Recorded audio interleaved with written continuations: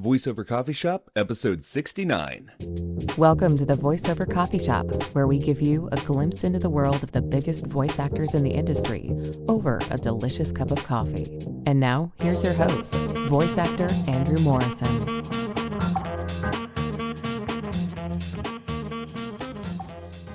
Hi there, my name is Andrew Morrison, and welcome to the Voiceover Coffee Shop, where we start our day with some of the finest names in voiceover. If you'd like to get to know more about me, feel free to check out my website at www.andrewdmorrison.com. In this episode, we've got a 2-for-1 with some really good buddies of mine. Tim Friedlander and Jay Preston are incredibly prolific voiceover artists in their own right, and are the true definition of pioneers in this industry, and have created business after business, resource after resource to train, nurture, and advocate for voiceover artists everywhere. In this episode, we discuss NAVA. It's been a buzzword of an organization around the industry, but what is it, and how was it created? VORG, the ultimate voiceover resource guide, VO weekly workouts, and where AI might make sense in VO. So Tim and Jay, how are you guys doing today? Right. Doing good. Awesome Good to be here. sauce. How you doing? Yeah, good. I'm doing great. It's good to have you. So you guys are really good at filling gaps in the VO industry. But like, how do you guys start off your day? How do you take your coffee? Oh, jeez. Good question. Tim, go ahead. You start. A long walk to the coffee shop to sit and Yeah. get coffee. That's how I start my day. Coffee Okay. shop and the paper. Do you do that to like get out of the house, or do you just prefer? Yeah, otherwise I'm coffee never going to yourself? leave my house. If I don't ever go to get coffee, I'm never going to leave the house. Okay, all right. That's it. Yep. Gotcha. What about you, Jay? For me, me and my wife, we literally take an hour every morning. We actually wake up extra early just so we can take an hour with our coffee because we're not Gotcha. very good morning people. So like we just basically are quiet and just drink our coffee for 1 hour without any social media or nothing or phone. I do the exact same thing. And then My partner and I do that. Yeah. recently getting up and going on a walk as well for like an hour. So it's like we're getting up, having one cup, and then we go on a walk for an hour and no one's around. It's quiet. And then we let the world happen to us after. Heard. Okay. So like you guys do like a lot of organizations and businesses together, but like not to ask this like you're an old married couple, but like how did you two meet? Like how did your like paths end up coming together? Passed and met in a hallway at the VO dojo at a fight club night, and we bonded over hats. You bonded over hats. Yeah, that's Yeah. pretty much what it was. Yeah, it was Mew, me, Jason Vanderbrake. Who else was in that? Eric from the Fat Dog. Yeah. We all met at like same night at VO Dojo at a workout group. Yeah, just Gotcha. trying to garner some knowledge from Yeah. people doing things better than we could. So and Yep. yeah, we Yep, just yep. sitting there quietly outside of it, and then we just started talking and just became pretty fast friends after that. Me and Tim, we just Yeah, we jumped right into everything together after that point. together, and yeah. Yeah. So Yeah. were you guys the ones that started the VO weekly workouts? Yeah. Yeah. We actually, when I met Tim, had just started the VO Collective, so that was like Yeah. back in 2011, and Yeah. I brought Tim in, and Tim had been such an incredible asset to the to us. Then it was like he was already took over like monitoring. If I missed something, if Yeah, something happened in the group, Tim would be like texting me, "Did you see what you like?" Right. You're like really in on it then, Yeah. so Yeah, together. yeah. And then Yeah. as that kind of just started to build, he'd bring people in, I'd bring people in. I would go to his workout group, Gardner Yeah. workout. Gardner Street workout. Yeah. Yeah. So it kind of just started to build this really nice, trusting friendship together from then. Yeah. So when And you then- guys were yeah. creating those weekly workouts, like how were you differentiating yourself from like other weekly workouts or other voiceover workouts that were going on, like VO Heaven or like the other ones that exist? I mean, they all kind of operate under the same kind of concepts. I think ours, we were doing in-person workouts. So Jay and I were doing, we were doing a one on Wednesday, and then a guest director on Wednesday, and then just a peer-led one on Thursdays. And then the VO weekly workout started the day that Voice 123 was bought Voice Bank. And so we, we knew because they used to do this exact same thing. The VO Weekly Workout was what the Voice Bank used to do. And we knew that Voice 123 probably, or voices.com wasn't, sorry, make sure we know it's voices.com, not Voice 123. Right. Voices.com. We knew that voices.com was probably not going to maintain the educational side of things, which they didn't. I mean, they shut it down within days of purchasing Voice Bank. The Voice Bank workouts the weekly workouts were done. So myself, Jay, and Brad Venable put that together, and we launched the VO Weekly Workouts. I think we put the website together that morning, and we were up and running within about 6 weeks, I think, with our first guests. Yeah. And for us, that workout that disappeared I was using it all the time, and I got like 2 agents out of it, and just fantastic tons of knowledge and stuff. So we all knew how valuable that was as a resource and as something to do. I mean, I had no money then at all, so it's like any workshop I did, anything I did to like try to better what I was doing and what we were doing was just like, I had to really weigh the options. Even if it was like $10. Yeah. Do I have that this week? So it's like we wanted to keep something like that alive, where it's like, even if you're just scraping by, but you have the passion and the drive, where can I learn? Where can I keep my instrument sharp? So that's why we did that. Super important. It's been going strong. How many years has it been now? God, was that 20? I mean, I want to say it's 2017 or so. So 2017, 2018, wow. Okay. 2017. No, it was 2017, maybe even 2016. That is a good question. Let's do a little Googling here. Voices. So you create the voiceover collective first, or were you doing the weekly workouts first and then you just kind of like all encompassed it? VO collective first, and the group, and then we just kept bringing people in that we trusted, and then Tim had his Gardner Street group, and that was more of an in-person thing. And then once a month together we created these get-togethers like called Wine About VO. Okay.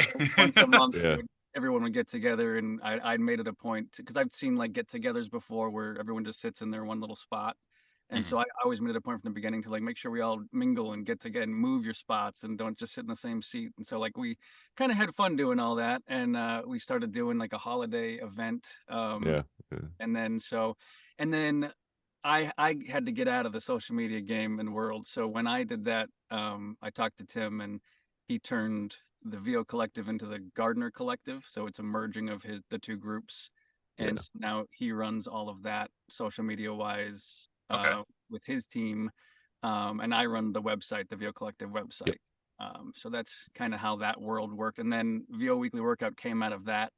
And then NAVA was born out of all of that. Out of all of that and the dream. And then I got to take over as creative director on the Voiceover Resource Guide because of all of that. So it's like everything kind of just kept going in the direction that we kind of talked about that first day at VO Dojo. I was like, wouldn't it be nice for the world like this? And all these years later, it's like it's kind of amazing, really. We're blown away all the time when we actually stop and think about it.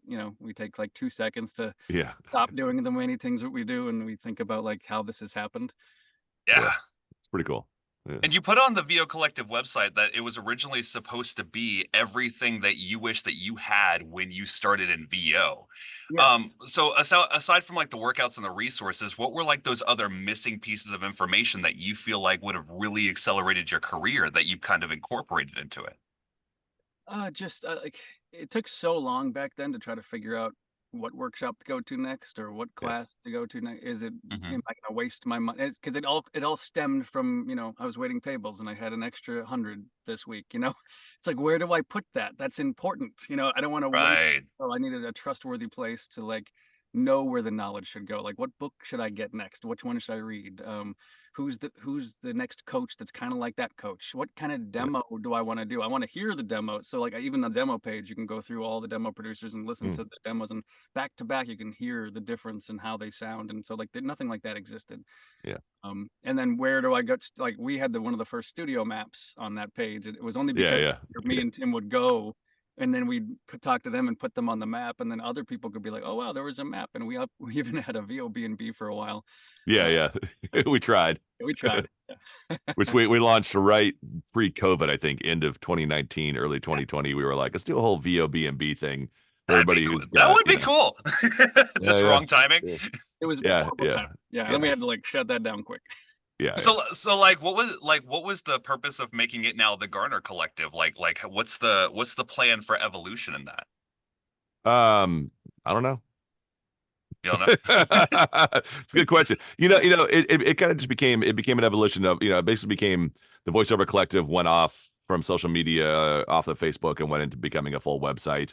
And then Okay. the Gardner Collective is just kind of, we kind of have kept it as a peer-led kind of, hopefully, place where you can just go. It doesn't get used a huge amount, but where you can go and just kind of get some honest information about something that you need. And so, we try and keep it. There's not a lot of there's no political stuff in there, like Yeah.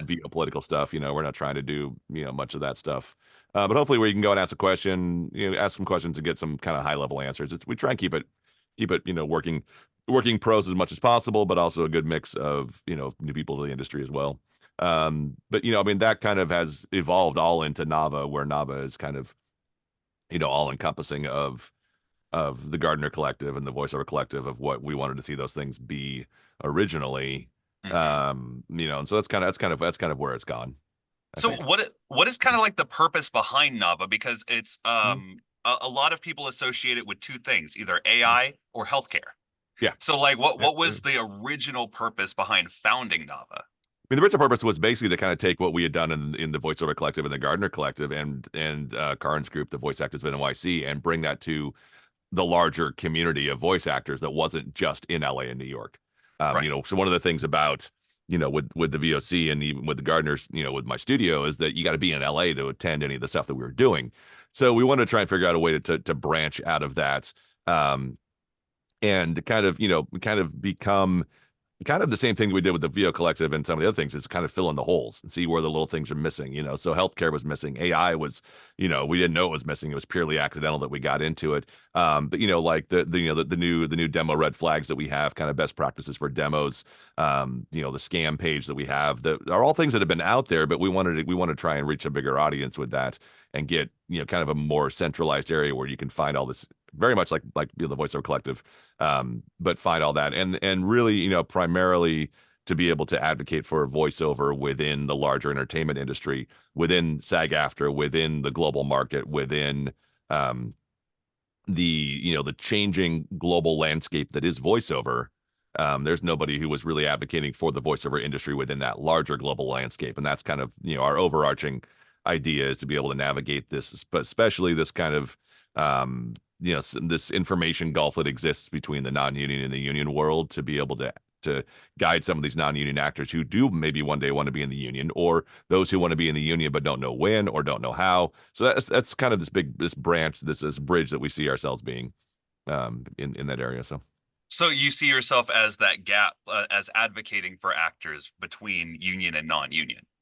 I think advocating for voiceover regardless of union or non-union. Okay, gotcha. Because voiceover exists in, as we all know, anybody who's done anything in any other genre, on camera, theater, music, the voiceover exists in a wholly different realm and operates completely different than any of those other areas of arts.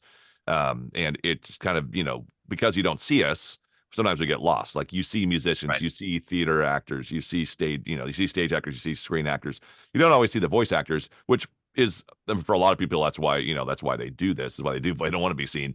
But it also creates a sense of anonymity that also makes the industry itself somewhat anonymous, in that you don't really know this person that you're hearing every day. You don't know who that is, versus somebody you see on TV every day. You recognize that actor, but the voice you hear every day, you subconsciously know it, but you don't really fully know who they are. And that, Right. I think, and the way that we operate just gets lost in that discussion a lot of times. We fully, we're supportive of SAG-AFTRA. I'm a SAG-AFTRA member. Jay's SAG-AFTRA member. But it is Screen Actors Guild first, and the American Federation of Television and Radio Artists second. There's 160,000 or 170,000 members, and the majority of them are on camera, and that's where the focus is. As it would be, and you go where the majority of your members need the help, Right. and where the concerns are. So it's just the nature of the beast of what SAG-AFTRA is that it's going to be an on-camera union primarily, with a lot of people working in the voiceover industry, but not fully understanding what we were doing. But it's the discussion this year has changed. Voice is being, if you hear a lot of these things that's happening in SAG-AFTRA, voice is now explicitly called out. You were saying this in legislation, where voice is specifically added to legislation. And that's a lot to do with what a lot of people have been doing over the last few years to try and raise the industry. So, I mean, most of that conversation has been around AI, but like outside of AI, what are specific parts of the industry that you have been advocating for? Like, can you give me like something specific you're trying to put into legislation? Well, for legislation specifically, we're trying to get voice protected Okay. in a way that it's not currently protected, because voice is not currently protected Right. in any way whatsoever. We're we're trying to raise the understanding and education around working on demos and working with demo producers, and how you should look for those, and making sure that voice actors don't get scammed in that. And Right. NAVA itself can provide that information. The VORG, can provide what to look out for. Then the VORG can provide those places to go and look, and the VORG is where we have all the information in there. Okay. So if you're trying to find a demo producer, NAVA will tell you what to look for. The VORG will tell you who to where to find them. I'm looking for a coach. NAVA, our best practices, can tell you what to look for, and then the VORG can tell you where to find them. And people that are in your area or remote or virtual, depending on what you're looking for. And then then the next big thing that we're trying to do, and this will be as we grow next year, is our Pathways initiative, which is guidance for what pathway to take through your career, depending on what your goal is. So whether you're looking at going union, non-union, FICOR, what does that mean? Is there somebody to talk to? And we'll have that's our kind of our one of our big pushes for the early part of next year, is to have a real strong guidance section for those who are trying to figure out whether to go in the union or not. Okay, Yeah. and what are you trying to? I'm sorry, I wasn't trying to interrupt you, Jay. But like, what are you trying to push on SAG? Like you mentioned that SAG is screen actors first. So what Yeah. are different things that you see SAG is missing in the voiceover community? I think it's just a general understanding that we operate differently, and we operate at a different speed. And Jay does a lot of on camera as well, but at the speed at which these things operate is Yeah, really the kind of the biggest thing things that I that see. the collective and me and Tim and all that were so good at doing in the beginning. It's like it's an organization of people who can, like, I mean, the VO Weekly Workout is a perfect example. It's like the industry, something happened in the industry and that Yeah. something went away, and like in 24 hours we had it back up and working because it was useful, right? But other organizations, not to say they're bad or anything, it just takes a lot longer because they're a lot bigger and there's a lot more hoops to run through and stuff like that. Whereas people like us, we can just get something up. Like when the Yeah. last video game strike was happening, they used the VO Collective a lot to just get information out quickly that needed to be Yeah. out quickly. You remember that? And Yeah. we used that kind of stuff, just so it's like we're not in competition. We're just helpful. We're just trying to help Yeah. thing and all the right information get pushed out fast. And it's like right now, we need to find a space where, as people are trying to figure out this AI thing, it's like, we got vocal variants going, and they're navigating those murky waters, and then as soon as we get something valid, like somebody like me or Tim can just throw it on either the NAVA site, the VO Collective site, and put it out in a newsletter or put it up, so there's the good information, and we know where we can find it. Trust, because it doesn't exist yet, is because there's so much that I haven't narrowed it down to a Right. page on the site.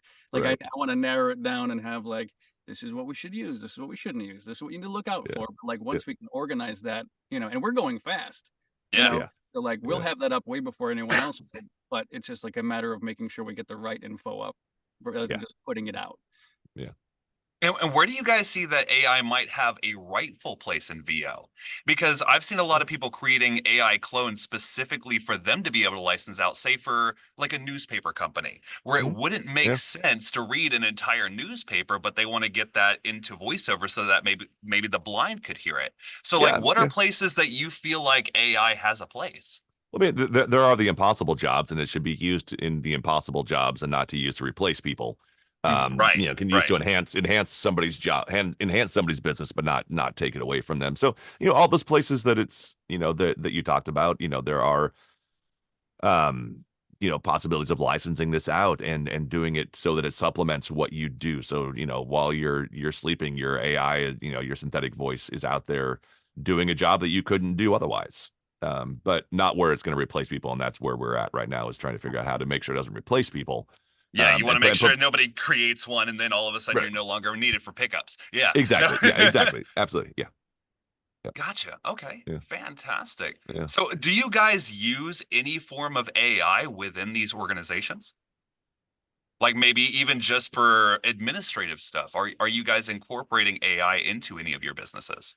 I don't think so. We might have, I think early on I was doing some AI transcriptions of some some like Zoom meetings. We had to Mhm. transcribe things. But currently, one of the things that when we talked about this at Comic-Con this last weekend is that, there's really nothing out there that's ethically sourced. And until there is something that's ethically sourced, it's, if we as voice actors don't want people to create synthetic voices, we shouldn't be creating synthetic images, and we shouldn't be using AI to make movies, Right. and we shouldn't be using AI to write stories and do all of those things until we can ensure that they're ethically sourced. Um, but currently I don't think there really is anything that is ethically sourced. Yeah, and I'm so personally so afraid of like agreeing to something on a website, hitting that little agree button, and and not knowing Right. Yeah. Right. like, Yeah. and then putting my voice into something, because like right Yeah. now I'm not going to do it until like literally until NAVA and vocal variants is like, this is the platform that is fair Right. compensation and Yep. has been discussed, and you know what I mean, like when they let me know Yeah. who I can do it, I will probably Right. explore the options and see where, Yeah. but it's, for me it's just it's taking away the artistic, Yeah. I ability agree. that I Yeah. have. Like, what is my synthetic doing at night? That would I have said that way? I don't know. Right. Yeah. Yeah. Exactly. Well, and yeah. Yep. And are you guys creating resources for how we can best educate our clients without being, hey, everything you're testing right now is wrong? Like how, like say e-learning. E-learning has very, very strongly been at least trying to transition to AI in some sectors. In a lot of So places, yeah. Yeah. yeah, so do you guys have any resources on how to educate clients without being pushy or forceful? It's tough to educate clients because it's hard to tell what their basis for education is. A lot of people just see this as a tool that they're going to put into place, as Mhm. opposed to something that's going to put voice actors out of business. But we have our synthetic AI page, we have our AI writer, we have the 13 questions to ask on the website, on the NAVA website, which is what you really, the best thing to do is educate yourself so that you know whether it's safe to work, Yeah. to work on these jobs. So Yeah, and eventually Gotcha. I'll be putting up a page on the VO Collective website that just pretty much points to the NAVA website, just so that we have right, yeah, yeah, more, SEO on it and stuff like that. So when you're yeah. searching, the good information will show up, and that's that's all that we can possibly do, is point people in the right direction, hope they make the right decisions. Yeah. Gotcha. And Yeah. so Nava's basically built on gaps in the industry where you're like, we want to provide resources, we want to provide A lot of it. advocacy. Yeah. So what is like the next gap that you see Nava trying to tackle? I'm not sure. We'll see it when it shows up. We'll handle it. Fantastic. It's kind of been the way. It's kind of been the way we've been running with it. Yeah. I think that a lot of what happens, a lot of what's going to happen is going to be contingent on what happens with the SAG-AFTRA strike tomorrow, with the vote on the strike, on the agreement tomorrow, and what legislation goes into place. So tomorrow is the SAG-AFTRA vote, and then the next day is the I believe the first draft or first vote on the EU AI Act in the European Union, Okay. which could potentially put some protections in place, but we don't know. So the next couple of days really are going to show us a lot of things, Fantastic. and we'll see what happens, with those things. So Gotcha. yeah. And so Jay, what was your goal when taking over Vorg? Because that thing started in like what, 1988? That thing's been around for Yeah. a while. So like, why did you want to take that over? Um, well, I was been building the VOC website out of my own free time. Mhm. Since I started this, and I just kept adding pages and making it, oh, that was pretty much what Nav was doing. I was like, oh, that was Yeah. missing. We needed that. Oh, we need Yeah. a page for this. Oh, and then, our good friend Brad passed away, and so I made a page dedicated to him. And so, like through those things, a lot of stuff has formed and been created. But because that website existed when Rick was looking for someone to take the Vorg into the next chapter of its life cycle, he found the VO Collective website and was like, "This is what I want the Vorg to look like." This, it's, so he Yeah. reached out to me Awesome. first and gave me the first option, and I was like, "What?" I mean, I literally Yeah. had, when I first was taking workshops and classes, I picked up a Vorg at the Yeah. Voicecaster. I was like, "Oh, what are these? Are these? How much are these?" And oh, free, take one. And I literally had it with me for Yep. next to me all the time. And I would use it to find agents. I would use it to find a demo producer. I would use it to find workshops, classes. I I would use it to find studios and go and send them emails and say, "I didn't even know you're right down the street from me." And like all Yeah. this, I just kept Yep. using it. So like it had a place for me, and as I found out, it had a place for a lot of people in LA. It was just like the little golden rule book, and it had all the rates inside. So it's like, even in my beginning, I was like, what should I, on the pay to plays, and when I was Yeah. starting, I was like, what should I charge? Let's open the Vorg, and how about this price? It's like it was even guiding me then. So when I got the opportunity, I was like, give me a sec, hold on. I called Tim. I was like, we have an opportunity to do this, and Right. Tim's like, yes, let's just Yes. do it. Yep. So I was like, well, I wanted to bring Tim in immediately because we just work really, really well together. I have no idea how this man does what he can do and stay calm. I mean, it's absurd, and it's inspiring, and it's one of the reasons like I just love him so much. And I knew I couldn't do it without, Tim, and I think we just work good that way. He knows people Yeah. that I don't know, and I know Yeah. people that, and we all have our own a trustworthy network. Or if I say to anybody, "Oh, Tim needs something," everyone's like, "Oh, of course," and I'm hoping Right. the same, Right. for Yeah. me. Yeah. No, absolutely. So anyway, I took it, and we needed to rebuild it all. So from Yeah. the Yep. ground up, basically, to make sure that because it took like a 2.5, maybe 3 year hiatus, pretty much, of like getting updated. The website really didn't work. It didn't search anything. Like, it was nice that it was there, but it didn't like really search. Like, Yeah. you couldn't go into the search bar and like get really anything useful. And so Right. we found somebody through the network that Yeah. was an amazing web designer, and he actually built the NAVA website too. Yep. Um, Fantastic. and he built this sucker from the ground up, and it still got some Yeah. bugs to fix out, but it's incredibly working amazing, and it's kind of what we all envisioned, and Yeah. in some ways better than we hoped it would be. And Yeah. so we're just going to keep on improving it and kind of get it into, like, we sent 150 to advertising agencies this year because we Wow. really want people like the advertising agencies and the game developing companies to like have a Vorg nearby, so that they don't have to like, oh, we need a voice, should we go to one of these pay to play sites? Like, they could just open the Vorg and pick up a casting director, or an agency, and be like, oh wow, I didn't even know there was an agency in this state. Oh, great, let me just call them because they have like trained actors. It's like we need to get the world back into like doing that kind of thing, and I think the Vorg's a great way to do it. Yeah. And so, as you've become more established in your career, what are resources in the Vorg that you still use most often to this day? Oh, I mean, me and Meg travel all the time, so like we're always somewhere else. I literally, in the last 3 months, have used the Vorg website and the Vorg in my car to Yeah. find studios that I needed to like go record in. Yep. Well, we just recorded a digital one in Oregon, Yeah. on our like trip for our wedding anniversary. But it was like I needed a place, and the Vorg was like, "There's one 10 minutes away from where you're staying." Right. Yeah. And it's like that's Yep. super necessary. And Yeah. then as people are coming into the Vorg, like, I didn't even know Tennessee Voiceover Studio was a thing. Right. And they were like, "Hey, we want to be a part of this." So like, Oh, Christy's great. because Yeah. they came in, and now I'm learning about all these places, and I feel more confident when we're traveling that I know where to go. It's like I know there's going to be people that are, there's training everywhere. There's like all the Yeah. way, it's kind of amazing how big the VO community really is when you take a step back Yeah. and look Yeah. at it on a map. Yeah. Yeah. Right. Yeah. No, it's mess. I think, that's really one of, especially the website particularly has been really, a great, was really, Jay had a great vision for what he wanted to see on the website Yeah. with, because of, the way that Jay works, and the way that a lot of us don't work, is that you travel so much, you and Megan travel so much. So, we really wanted to find something, that was useful. So it was great to have basically Jay build this from, what tool do I need if I'm out there on the road traveling? What do I need to have access to, as opposed to us having to try and guess what people might need? It actually was a great test case for us to see if it works is just let Jay and Meg go travel around the country and use the Vorg and make sure they can get what they need, but I think one of the things on there, and I think we want to share this, probably the best resource on there is the map feature that we have, the map search, where you can look at every single listing, 375 or 380 listings in the Vorg are all on a map. Yeah. And you just zoom into where you are.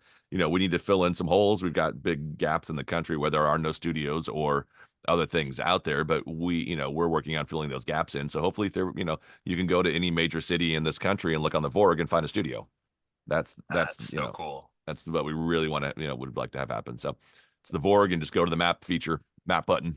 And training too. It's like, somebody in Iowa is like thinking they want to be a voice actor, and like, how do I, from Iowa, they can go to this regional section on the website and find, workshops, studios, things like that right nearby without having to I don't know. I mean, I don't know how you would have done it without like a place other than, go to Google. Yeah. The thing about Google is like, it's not all correct all the time. Like there's so many times I'll research something and I'll drive all the way to a studio and it doesn't exist anymore. Or it was like a studio in somebody's home and I'm now in a residential area and there's like right. Yeah, exactly. I don't know where I am. So it's like, this is like it's same kind of Google thing, but it's like it's been double checked. We say it's like Google but more accurate. We know because we've checked it. So everything in here, at least over this last year, everything that's listed currently in the Vorg has been personally verified to be accurate. Now things are going to change, so we have to keep updated. Make sure we keep updated on things. But there's no more studios. Hopefully, first thing we did was take all the studios that didn't exist anymore and got, coaches who are no longer working, directors who, coaches who had passed away, who were still listed, and tried to make sure that it was, was current, and useful, because the worst thing you can do is have something in there that's, it's listed, but it's not accurate information, or it's not a studio that exists anymore. And that's going to change. And, part of us is to make sure that this is, this is a living document. And if you find something, it's a living website. If you find something, a studio that's out of business, or you find somebody you want to have listed, or you find a great resource, the new studio that popped up, we want to know about that. We want to get that on the website and make sure it's listed. So we need help from the community as well. Like if you see a gap in there, let us know. We'll fill it in. How would someone let you know? On the website, there is a contact the Vorg. There's actually also a free listing button on the website, so you can just go, and if you're our studio, you can just go and get a free listing on the website and in the print edition and fill that information out, and we'll get that. Not just studio, but like listing, and then we'll get it up on the site and we'll verify it, and eventually down the road, maybe at the end of the next year, hopefully we'll see. But people will be able to go on there and like they'll handle their own listings and be able to update their own listings and choose upgrades if they want and stuff like that. And so it might all be taking place on the site, but that's a big goal. But there's still so many little things to take care of before that. Exactly. Yeah. And the whole voiceover resource guide is paid for by advertisers. Yeah. Correct. Yeah. Advertisers and sponsors. Yeah. Yep. Gotcha. So are you guys vetting your advertisers to make sure that you guys don't have like a quality list of like demo producers and then like a demo meal goes and tries to like, I mean, it's not open. You know what I mean? Are you It's not open. Selective? I mean, we're selective in that. We everybody in here are people we've worked with, people we know. As new people have come in and have looked for advertising, we've checked with them to make sure to try and get as best we can. Part of it is, as much as Jay and I do know everything, we don't know everybody. So we do try and, rely on feedback from the community. If there's somebody in here who shouldn't be in here, or if there's a production company that's changed their ways and now they should be back in the Vorg because they're back in the community and they're trying to do something, or a coach who's left for a long time and is now back in the community, or somebody who's brand new and is great to be working with. We should get them listed in there. As a new studio that pops up, there's a new demo producer, whatever this might be. We want to make sure that we can listen to the community as well. It's not just Jay and I just deciding, but it's also feedback from the community and people who've worked with these people and saying this is these people are worth having in there. It'd be great. Yeah. Fantastic. And we need, like, with the great sponsors we have, we don't really ever just need money. You know what I mean? Like, we're not, it's not like anyone, you're not going to come with us and be like, here's $5,000, put me on the front page. Like, we're going to say, well, we're going to look at who they are first. And if they, it's like, and I can use the NAVA board and the VOC advisors if I don't know anything, and just be like, anybody know anything about this? And then we can get feedback that way. Awesome. So with building and advocating and creating and educating all of these organizations, how do you guys have time to get any VO work done? I don't. You don't.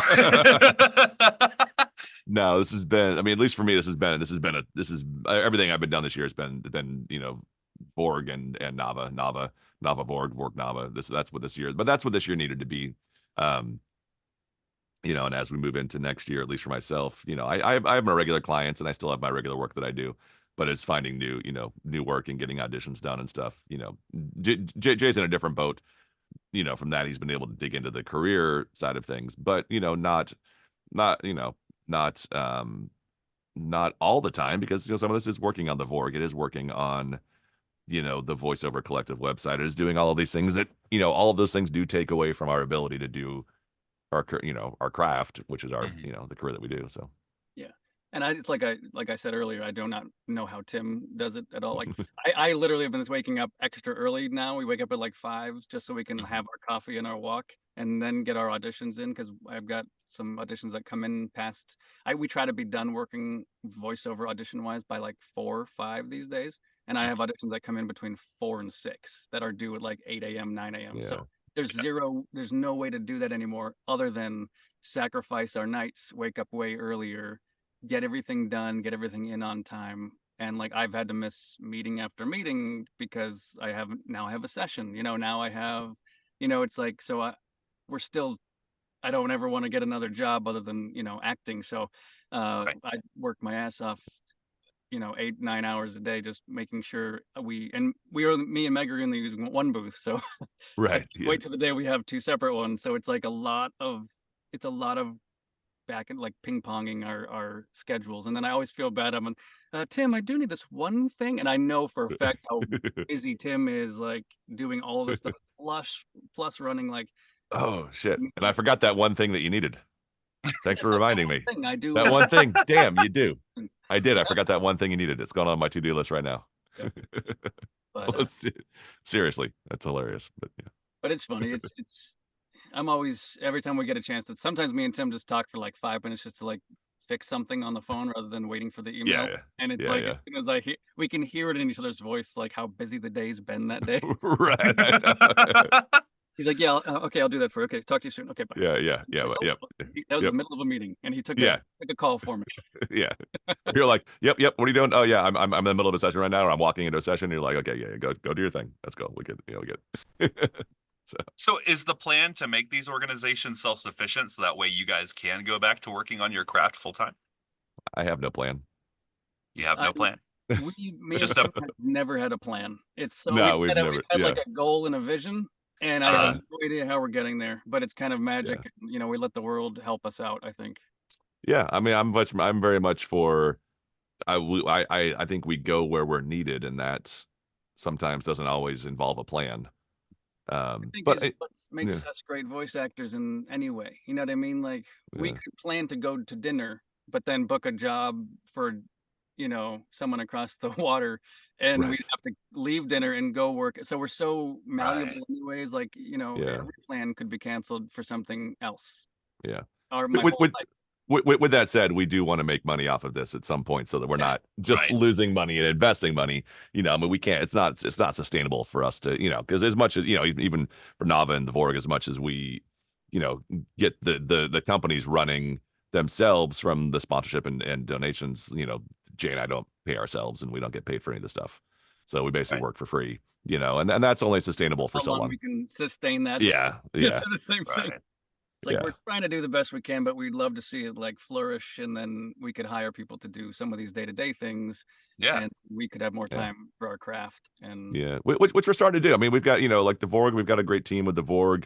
The VO Weekly Workout. There's 4 of us. They help run the VO Weekly Workout. The NAVA. There's about 25 people on the NAVA board that help run things. The Vorg itself. There's 4 of us who help run the Vorg.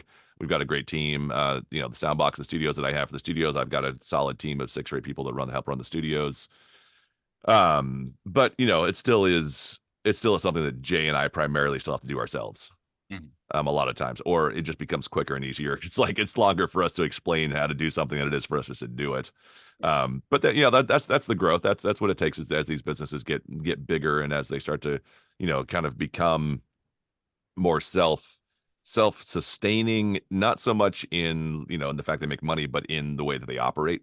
Because a lot of this is it's just us figuring out, like when we took over the Vorg, we had to basically figure out how we were going to operate the business. How are we going to take all of these things that we want to do and put this into a business form and put this into something that is going to be useful and that people are going to want to do and people are going to pay for. The Vorgs are free. You go and pick up a Vorg anywhere. We charge for shipping if people want to get one, but you can get one. You just order one off the website and, it's what, $7, I think, for the big one now, since they're so big for us to ship. But show up to a studio and grab one and take one. The whole point is they're supposed to be a resource for people. So how do we keep that resource free and accessible and then still be able to actually make a valuable resource that is usable? And, so we've got two people who help us, Joanne Lichtenstein and Michelle Haynes, who have just busted their ass these last year and a half, 2 years, to make sure that information is correct in there, to make sure everything looks correct, to make sure that everything, is that they're based, they're essentially kind of, Jay and I have a vision and they're executing on that vision, I guess, to a certain extent. We have an idea and we're like, let's get some people to do it, and we try and figure out how to do it, and we do it, but it's getting those people like that really help.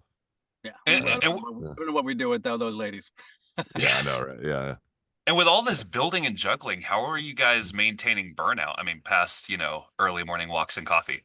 Like how are you guys recharging your own internal batteries to keep working on these things? I don't know. I never stop. I don't ever say. I mean, I think burnout is.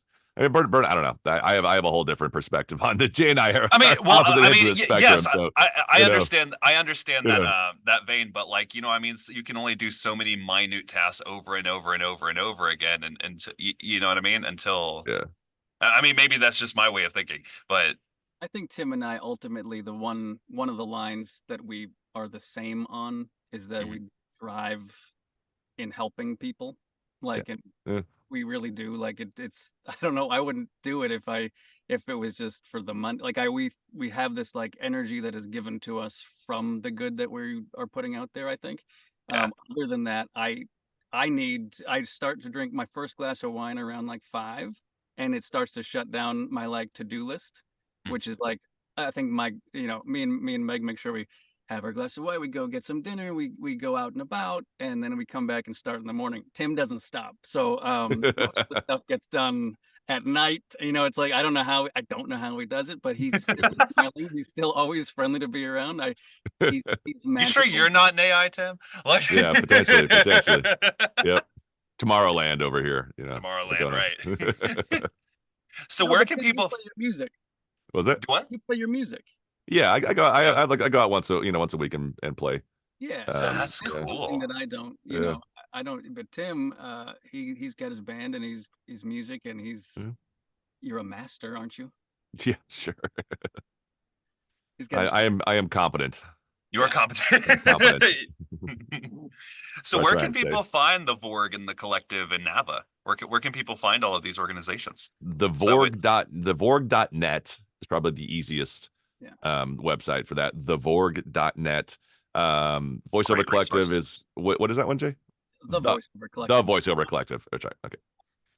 The voiceovercollective.com. VOCommunity.com, and it goes there too. Oh, VOCommunity.com. Nice. NAVA is NAVAVoices.org.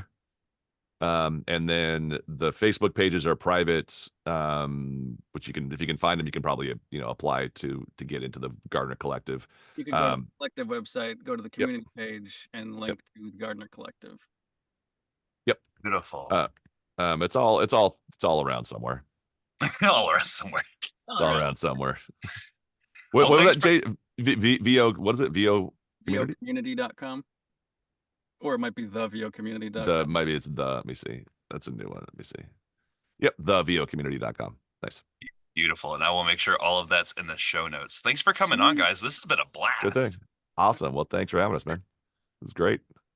I hope you gain half as much insight and knowledge from these amazing resources Jay and Tim have built to advocate for the voiceover industry. If you'd like to join NAVA, you can hop on over to NAVAVoices.org. And if you'd like information on local studios, resources, and more, you can visit VoiceOverResourceGuide.com. Thanks for listening, and I'll catch you in the next one. Thank you for listening to the VoiceOver Coffee Shop. For more information on guests, new episodes, and more, be sure to visit vocoffeeshop.com and our YouTube channel or your favorite podcast streaming platform. You know you want to.